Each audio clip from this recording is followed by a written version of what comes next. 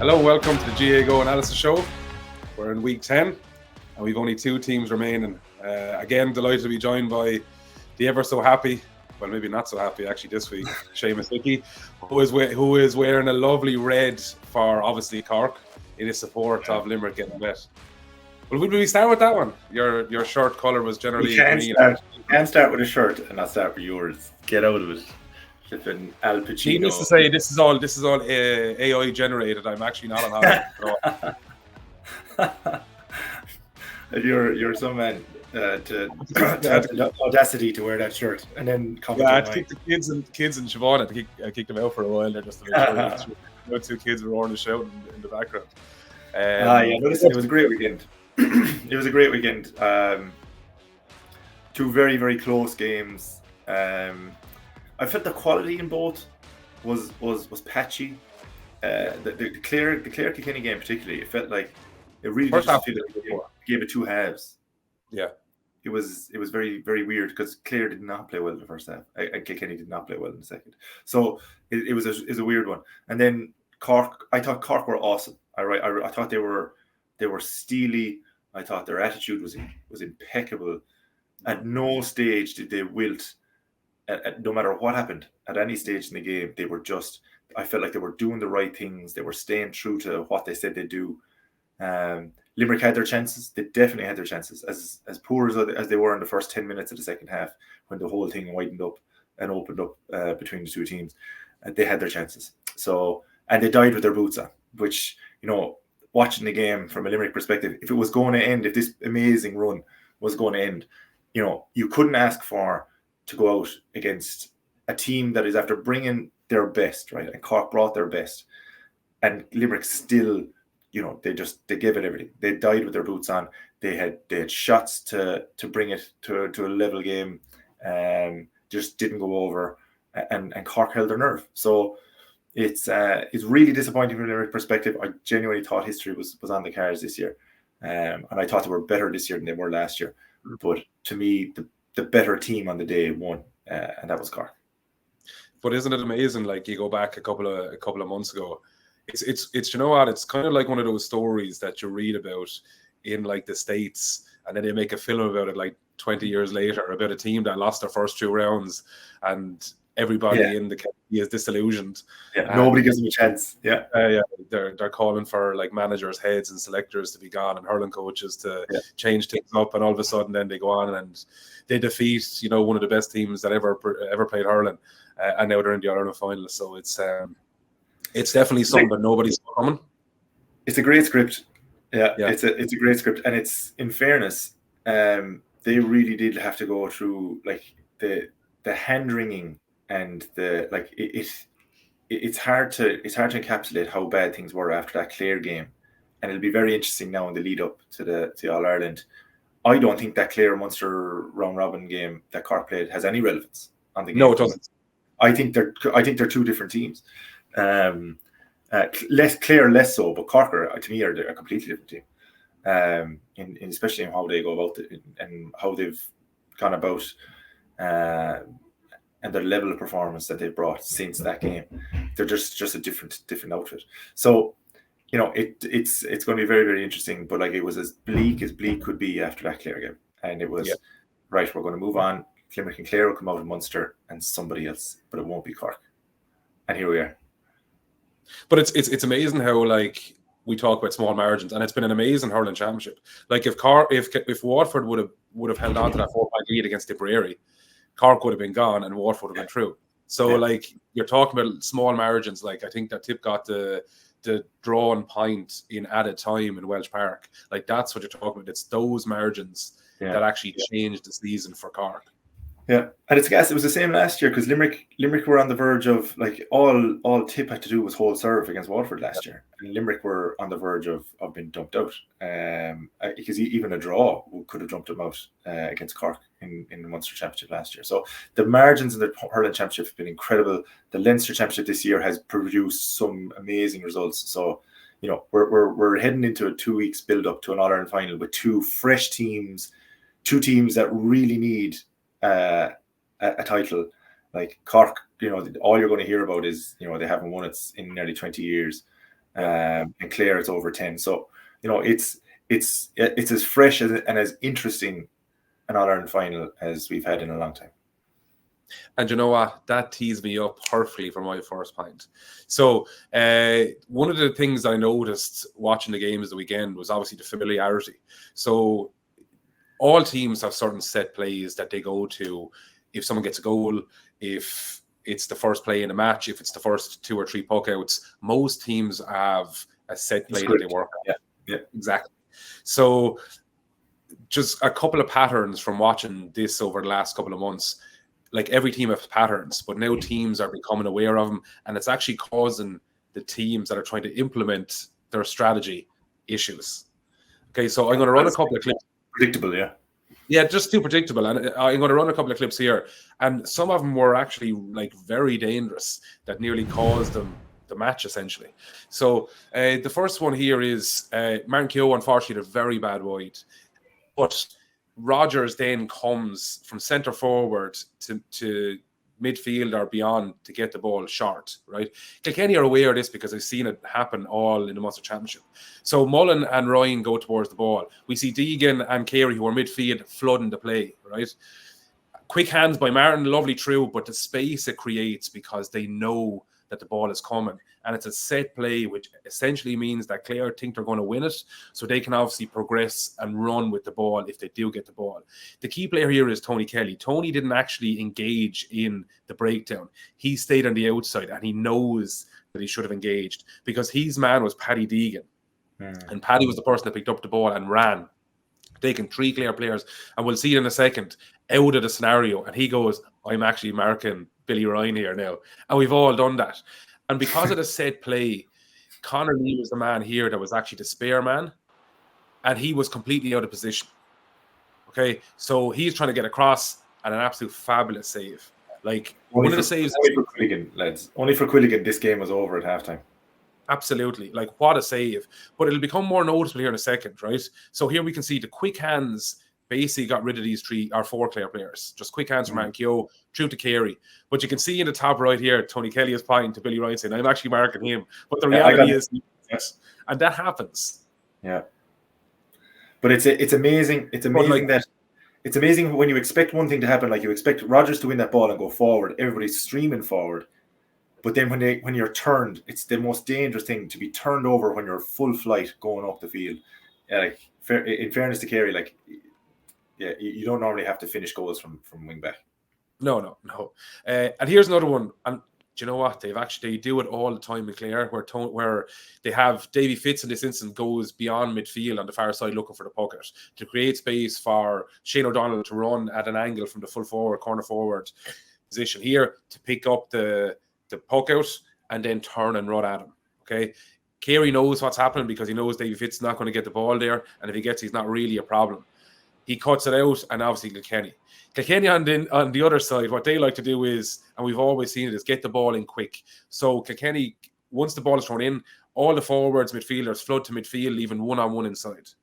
Clare are very much aware of what they do. So Adam Hogan obviously had a fantastic year and had a brilliant battle here with Cody. He knows that he's isolated inside.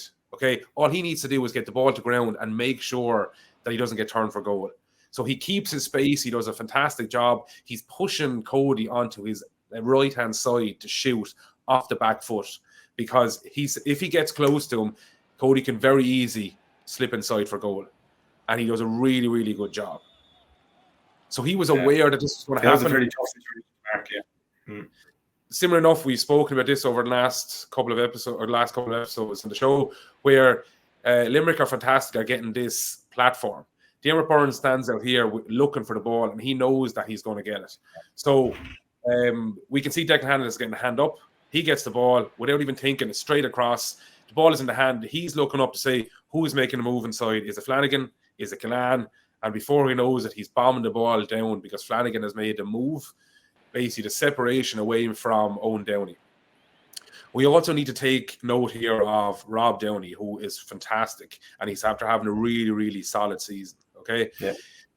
Owen was very mature, I thought, in this instance, and had done a lot of work in terms of man marking Séamus Flanagan. okay, because he knows what he likes to do. He knows Séamus Flanagan is not your Aaron Glenn that's going to take you on and try and burn you, potentially. He knows here that Flanagan likes to shoot at the back foot, so he keeps a distance. He always has to hurley up and is pushing him towards the sideline, nearly as an extra defender, okay? Yeah. Flanagan gets the ball. He knows that he's caught, so he's going to take another couple of steps out close to the sideline and then try and shoot again. So as we play it on, does the same thing, tries to shimmy him, keeps him outside, and back onto the back foot. But look at that. Like, look at the length of the body of Owen Downey there. He knows exactly what Séamus Flanagan is going to do, block it. And now look where Rob Downey is. He's back covering. If he did slip him, he's coming from the far 65. This is the puck out that caused so much trouble for Limerick in Cork a couple of months ago. Okay, so straight in the middle, the two midfielders, Cian Lynch and I can't remember who it was actually in this instance. I think it was Will had actually gone, right? So they had run back. Will O'Donoghue was actually gone to nearly back to the full back line. Cian Lynch goes closer to the ball. Okay, the half forward line actually end up seeing that the two midfielders are going back, so they push on to the Cork midfielder, so they don't pick up the ball. Okay, the ball breaks. Now you see that Will O'Donoghue sees that there is a potential threat, and he runs straight back into the hole. Okay, but because Limerick are aware of it, they can actually break the ball. They get bodies around, and the two key men here in Connolly and also Séamus, who ran directly through the middle, are marked. Okay, Cian Lynch gets on the ball, who had ran from midfield. They play it, and then they dictate the play. Okay, so they knew what was happening in advance. Yeah. So they could dictate then when the ball breaks who marks who. Yeah, and that worked well for Limerick in the first half, because in the first half Limerick were very much, I would say, on top of the game in terms of possession. We created more opportunities in the first half than Cork. They just are shooting, poor decisions is where we were shooting from. Goal chances, like again, Collins made an outrageous save from Gillan in the first half. But just our shape and setup from our backs to the forwards. Diarmaid Byrnes played very well in the first half. Because again, he has been targeted and was targeted again in the first half the last day, but the shape was there, and it's funny. There's some I have some clips here in a while where in the second half and all the damage was done. So the game for Limerick came and went from the 35th minute, the throw into the second half, and the 46 minutes. So the first 10-11 minutes of the second half, Cork exploded. They were amazing. Like, their use of the ball was incredible. Their movement, they didn't rely on the long direct ball. They didn't have to. They sprinkled it in, but they didn't rely on any one thing. And for Limerick, then the shape became from a unit that is normally extremely well disciplined and keep in shape. It got dragged, and it got dragged by a lot of players. It got dragged by Barrett. It got dragged variance. It's the variance in Cork's play caused Limerick trouble. Yeah, and it's in fairness, it's one of the most impressive things about Cork that they've developed multiple reliable threats. Yeah, and to me, like it was pronounced in the first 10 minutes of the second half. But if I look at the game, if I stand back a bit, then and if I actually go up to the 10,000 foot level and I look down at the game, and it's the same for me as it was in Páirc Uí Chaoimh. There was, I think, the main difference between Limerick and Cork, and ultimately, like in two games that were decided by 2 points, it was Darragh Fitzgibbon for me. Darragh Fitzgibbon, he was man the match below Páirc Uí Chaoimh, and against Limerick in Croke Park, I feel he dictated the pace of things. So he's not just a guy that can take a run and score. He's involved in so much of what Cork are good at, and for me, he can do anything he wants, but it's just the decisions he makes that are really good. He's there on midfield. He is the quintessential midfielder. He's the link man. He gets on the break, and when he gets on the break, then he manages to feed it out to Shane Barrett. Shane Barrett feeds Connolly away, but it's just a beautiful one-handed stick pass that Fitzgibbon sets them away with. And this is early on in the game when they were really trying to set the tempo and bring it on. This is from the same puck out, so they were showing that replay. And he had won a break from a puck out and put his back over the bar from the Hogan stand. And like, so he was on the 65 on the Hogan stand, and he was just a super score. He positioned himself here for the sideline ball really well in front of Hegarty. And then he finds Harnedy with such a gorgeous ball that all he has to do is step one side and put it over. His distribution was just top class. And here we have Tim O'Mahony comes back inside. He needs support inside. So look, where is he? Here's our link man. Here's our main guy, and how I just can't understand how Limerick didn't have a plan to pick him up. You have to have a plan for Darragh Fitzgibbon, and Brian Hayes for me was exceptional as well. But here, this is one of the long ones that caused Limerick a bit of bother. Hoggy's put in a blender here, but look how he manages to spray the ball off. Darragh Fitzgibbon had come off the shoulder from midfield on the run, and Hoggy to find him. That could have been a touch and a goal again from Hayes. But here we have, they're working the ball across there. They're bottled up. They have to come backwards. Look at the one touch. It's unbelievable. So this is in the first half towards the end of it. And Hoggy wins a free here. But like this, his vision and his distribution was unreal. I'm going to pause it here just before the start of the second half, because you just want to take stock, right? So in the first half, Limerick dictated. They won a lot of breaking ball in the backs. They worked it through the hand. They got it out to midfield. Limerick didn't do the damage that they did in Cork the last time with like destroying the Cork short puck out. Yeah. Remember, like they got the 2 goals in the first half off of intercepted puck outs. Yeah, that's true. Yeah. So Patrick Collins was more disciplined with how he used the ball. Fitzgibbon was an absolute nightmare to handle, right? And we have Will O'Donoghue, and it was either Cathal O'Neill or Cian Lynch that was midfield, right?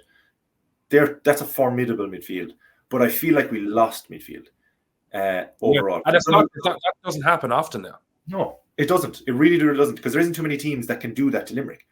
You see, Will O'Donoghue, when he gets on ball, the first thing he does is a hand pass. Yeah. If Cathal O'Neill gets ball deep, he's running, but he's a different type of a threat. He doesn't have the vision yet, and that's going to come now because I think he's a serious player. But Fitzgibbon has it all, and this is the start of the second half, right? So we've got Will O'Donoghue and Cian Lynch going in for a throw-in ball on Fitzgibbon, and I think it's Tim O'Mahony in there. So when it goes forward, Lynch loses Fitzgibbon straight away, and you can't. It's like Tony Kelly for Clare. You have to have a plan for Tony Kelly. Prime Tony Kelly 5 years ago. You absolutely have to have a plan for Tony Kelly. How Fitzgibbon was able to slip in along the back, it doesn't make any sense. This was later in the second half. So this ball did work a bit. So you can actually see Cork have the numbers outside because the Limerick half forwards aren't coming back quick enough. And when Hegarty does come back, Fitzgibbon's already in full flight, and it's a free. So this was part of the carnage in the first 10 minutes. So here we have him dragging Will O'Donoghue for a puck out into a place he's not comfortable. Instead of getting hooked, he lays it off to Hayes. Really smart decision again. And it's just, it's another score. It's another nail in the Limerick coffin. Limerick were after getting a few points here and making it close, but he just ghosts away from everybody. And Collins, again, I'm very, very impressed with Collins and his ability to put the right ball at the right time. I think he's been brilliant all year now, Séamus. Because that was on the 55th minute, right? And Limerick were starting to peel it back. They were starting to get from 6 points to 4 points to 5 or 5 points to 4. But that point then, that's leadership. That's knowing where to be. And to me, he was the difference between the two teams. His link play, his scoring. I think it's a 2-horse race for Hurler Deer. I think it's him, and I think it's Shane O'Donnell. But I think he's that good. I think the big difference in him this year is that he would have been questioned maybe a couple of years ago, and including last year, that he does great things maybe 10 minutes. He does a great run or two, and then he goes missing for maybe 10, 15 minutes. Whereas now he's just constant. He's just up and down the field. He's involved in a lot. And again, that's maturity as well. Like, he's still a relatively young, inexperienced fella that hasn't played a lot. Like when you compare him to like the likes of Séamus Harnedy and all these other players, he's not like that seasoned. And I think it goes back to the former point. The difference with this Cork team and previous Cork teams is the variance. They have the likes of Brian Hayes and Connolly in the full forward line, who are capable of winning primary possession if it's hit down on top of them. Similarly enough, they can win the ball low or out to the wings. You have Patrick Horgan, who is like a shadow inside, that if you take your eyes off him for a second, he's gone 5 yards left to right. And that's hard. And then in the half-forward line, like you have Decky Dalton, who's probably not your traditional Cork half-forward in the sense that the forwards for Cork are generally speed merchants and like creating space, like your Harnedy and your Barrett, who literally keep on running and running and running. Because if you don't watch him, he can shoot from 100 yards and very easy get it over the bar. So there's so much variance in their play. It's difficult to try and market at all times. And it's the damage in the start of the second half, the third quarter, right, was done. It was done by so many different players that like that. Now, when you try and take stock and say, okay, Ginny, we need to actually sit on Decky Dalton now, but you can't sit on Decky Dalton because now you've got a problem because Shane Barrett's have to run in behind Decky Dalton into the space that's been left. So they're a multi-parametric problem. You cannot address one without the other having a field day. So to me, it was as bad a patch of hurling that Limerick have had, but I have to qualify that with Cork played just so well for 15 minutes that Limerick were left a bit spinning. But you actually have a really good clip though. I think that, and you're right, there is a turning point in the game, and that's the next one. So as bad as those first 10 minutes were, right? This is Limerick now down 4 points. They're after getting the ball out of pressure. This is a trademark, Gillane, coming from behind the defender, jumping above him. And look, so I've seen Hegarty stitch a top corner from here, super safe for Patrick Collins. That to me is the game. Gillane, I wouldn't prefer anybody else in Limerick to have that chance, that breaking ball to him, and he misses it. And then look what Cork do. Straight out the field, Kyle Hayes is nowhere to be seen, and Declan Dalton stands and strikes. It is the absolute, it is the game in a nutshell. Like, it's just as soon as he's... You have to say a lot about Joyce there, though. Like Joyce was fantastic. Like, Joyce got back and hooked there, and then he actually wins the ball to get it out. Like, so you have to give a lot of credit to Joyce. The presence of Joyce is huge, but my goodness, like, I'd still back Gillane to make contact with that any day of the week, and it just that margin for me, because Limerick were for 4 points up. The other side of that is Limerick get that goal, they go 1 point down, and it's now an absolute melting pot game for 25 minutes. They missed that. Instead of being 4 points down now, Decky Dalton puts them 5 points down, and Cork get the next score that puts them 6 points down. And for me, that was it. That was the game. And it was, as a Limerick person, it was hard to see that. And like the subs that Limerick brought in, they brought in the younger guys. They brought in Adam English. They brought in Shane O'Brien and Aidan O'Connor. But like, they did good things. But ultimately, the two last shots were fired by Shane O'Brien and Aidan O'Connor when it was a 2 point game. And both of them were missed, and unfortunately, like, that's hard because this is part of, you have to prove yourself in the championship fair, and ultimately, when the game was on the line, you know, the guys that are new onto the setup, they'll learn from that, and ultimately it'll stand them going forward. But that was a game that they could still have got something out of, despite the fact they were playing, you know, I would say still second fiddle for nearly all that second half.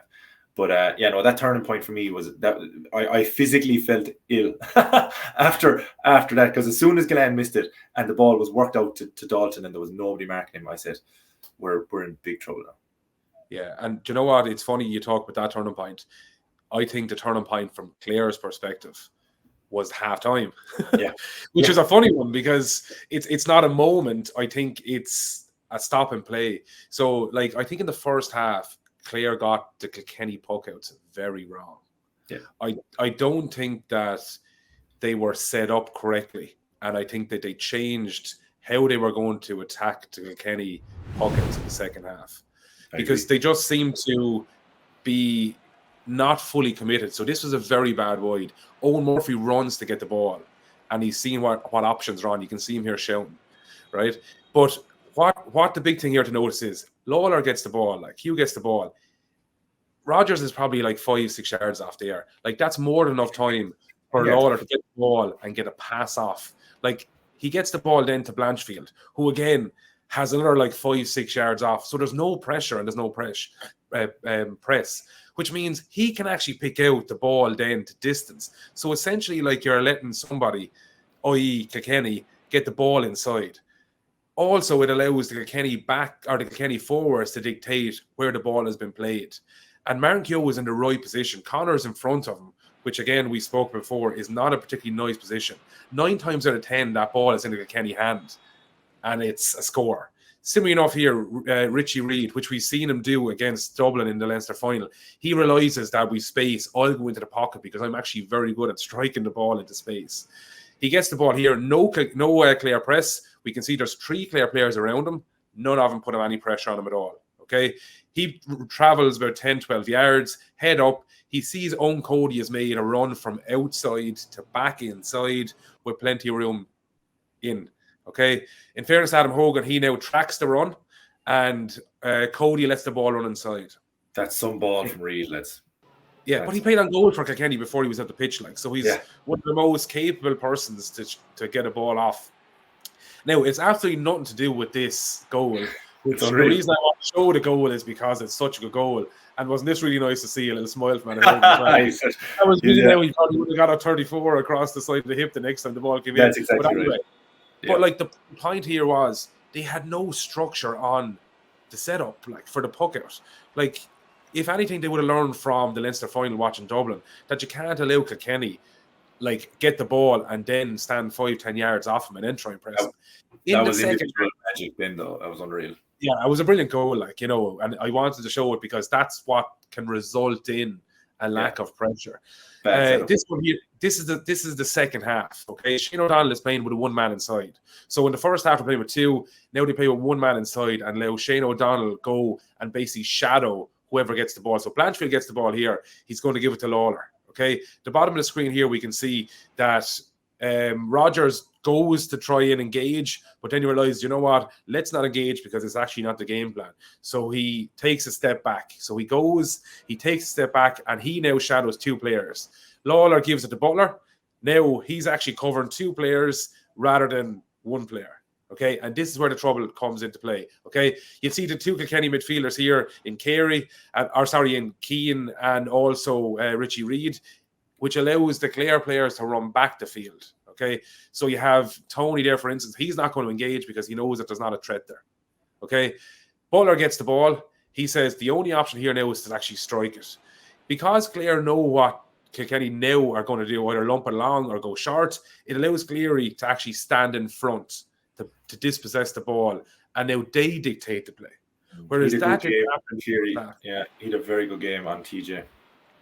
I think he's been exceptional all year, to be honest. I thought Cleary was very good all year. I don't know. I thought he was weak against Limerick now in the Munster final, but that was the only match.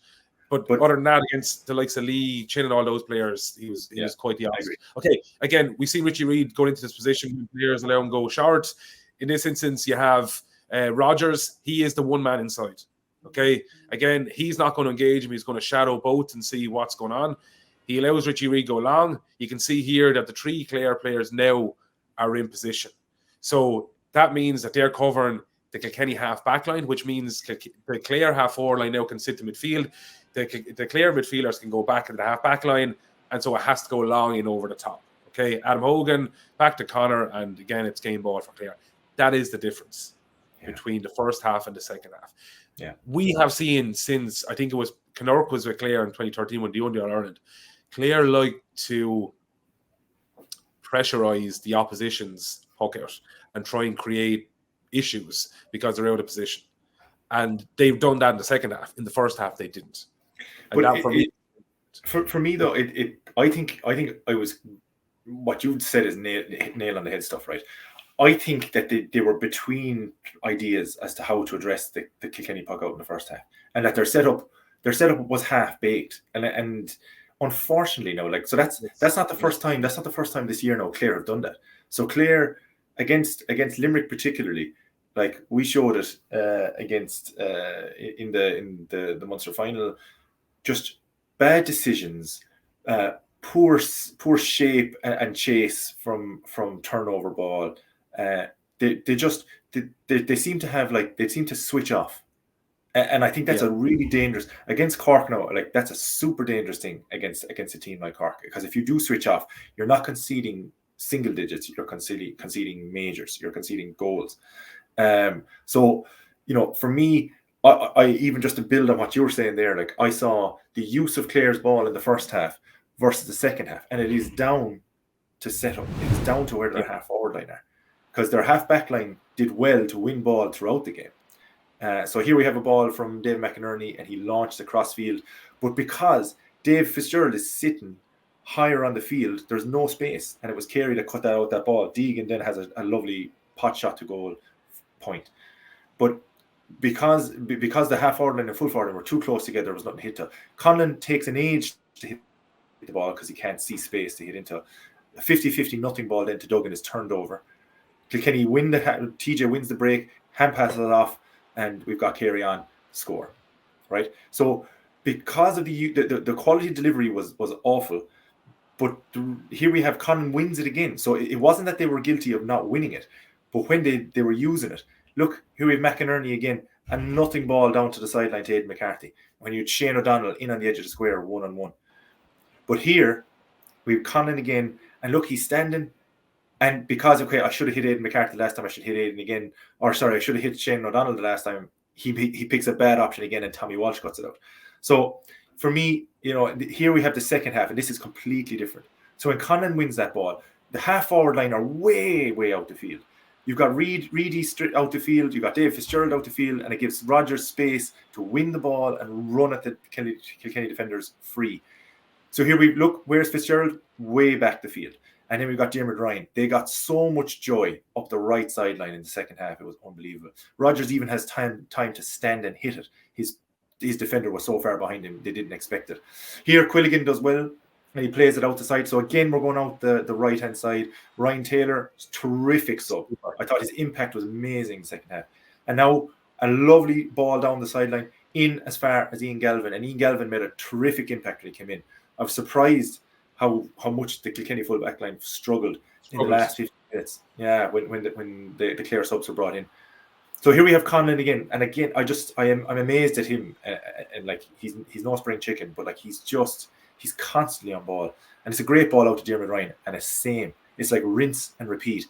You got Shanahan this time, and because he's coming out, you've got Rogers running on the loop, and they love that. That was Tony Kelly's special for years. Run on the loop, can't track a guy doing that. And like you were talking about the first half and the second half in terms of setup for pugouts. I think they're set up and everything in the second half. From their half forward line way out the field, seeing where David Fitzgerald was winning ball. It was they asked way more questions to Kilkenny in the second half. And in the first half, it felt like all they were doing was handing them back. Do you know what, though? Like, take Quilligan out of the first half, Kilkenny would have been finished at half time. No doubt. And I genuinely think that I think that game was over. Only that Quilligan was as good as he was. And now, yes, he was at fault for the second goal, but listen, that unfortunately that happens. But in the first half, he was so good; it was unbelievable. Like, and for a fella that's often like questioned how good he is, he gets a lot of his distribution and stop saving have been incredible this year. Yeah, agreed. Yeah, no, he's like, unfortunately, the boo in the second half is what he's been prone to. Yeah. But I still think it's way outweighed by the saves in the first half. Unbelievable. So it's amazing, and that's why I kind of called at the start when I was saying the Clare Kilkenny game. It was a bit of a game of two halves because I thought Kilkenny were so wasteful in the second half. It's not like shots. Yeah, it was unbelievable. So that was something that I was interested to see. And now I suppose the last piece then, I suppose, if we're talking about Clare and we're setting up for an All-Ireland final, Clare versus Cork, right?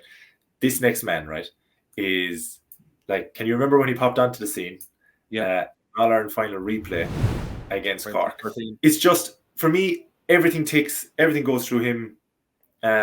Like he it's not just one thing. He shows up on the score sheet with a point, maybe 2 points, but he wins every puck out. They were really struggling in the first half. He wins the puck out, he gets the ball back, and again, look, takes on his man. So like, he's just a dynamo. He makes everything go. If I'd love to actually know a stat for the amount of frees. Like, he wins a free here again. He was absolutely whacked on top of the head when he struck that. So he didn't get to count that score. But it's just, they look to him again and again. And this is the second half now, when they were really leading the charge back. But in the first half, when nothing was going right, he was doing things right. And it was like Quilligan, when he gets a ball, he's like, where is Shane O'Donnell? It really is like, it's just where my out ball is. Now, Peter Duggan has been a bit of it, but like the amount that I've worked at Shane O'Donnell does. Look, this is a great score. Yeah, and he's done this over and over again. For assists and frees won, he is one of the to me he is the most valuable player in the country. Like he's on to breaking ball, he's attacking Reid there, he wins a free. Like he puts himself in a position to lead when Clare are in awful struggle. And that's why I said I think Darragh Fitzgibbon himself are a head-to-head race for Hurler of the Year, because I just think in terms of players that have meant as much as they have to their teams and for them to be in the All-Ireland final, I think Shane O'Donnell is amazing. And I could have every week that Clare were playing, I could have actually I was tempted to do a piece on Shane O'Donnell because of the amount of stuff he does away from the ball, that he gets the ball, doesn't score. He's just, for me, he's special. He's like when Bonner Maher was really prime. He's always Bonner moving. He's just always moving, always at pace, able to win ball that nobody else can win, and he just does it, and he doesn't make a lot of noise about it. He just does it, and I thought that was amazing. Yeah. Listen, we're a bit pressed for time here now because you have to go to it's not pressed for time, obviously, but I know you have to go. I was going to say, do you want to have a look out the balcony at the it's probably raining. It's going to be a great 2 weeks. Looking forward to this game. Yeah. Before we finish up, call it final. Who's winning? Cork. I think it's Cork. I think Clare are too inconsistent. Okay. So Séamus calling Cork. I'm not going to disagree with you. I think it's that Cork myself. I think it'll be a tight affair, which is be brilliant. Yeah. I'm going to say a replay and Cork to win the replay. Just to have a history reversal. That's where I go with this. Listen, Séamus, as usual, thanks very much. I won't be down on this the next time we're on with our final show. Unfortunately, I'm sure that you won't be wearing red also. But thanks very much again, and we'll see you next week after the match. Thanks very much, Séamus.